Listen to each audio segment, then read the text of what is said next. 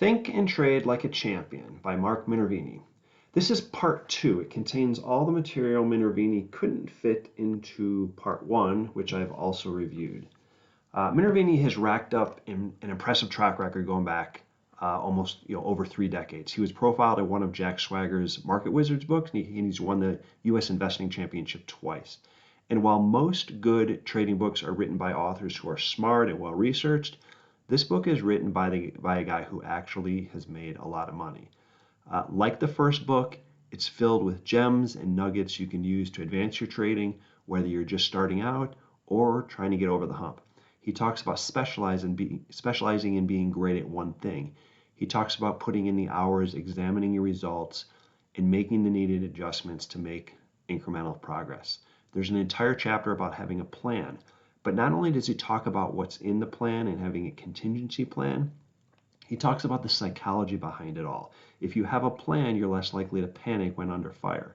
We hear about how emotions play such a big part in traders' failures, but often it's not the emotions, it's the lack of a plan that causes the emotional swings. So if you have a plan, many of the emotional challenges disappear. He offers a lot of tidbits on what to look for in a chart, the trend, the price bars, the volume, how it all comes together to form a constructive chart that separates itself from the pack.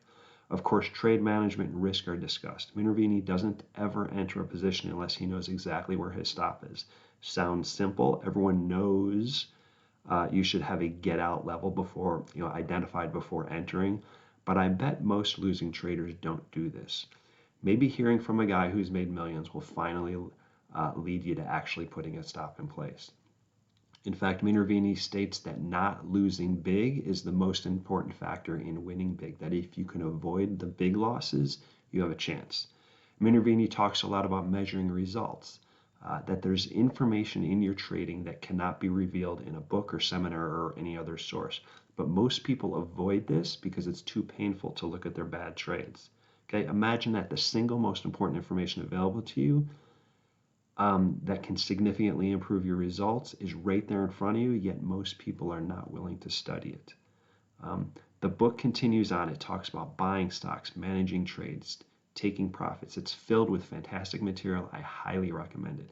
In fact, I recommend both books, but if I had to pick just one, I'd pick Think and Trade Like a Champion, the one with the black cover that I'm holding up.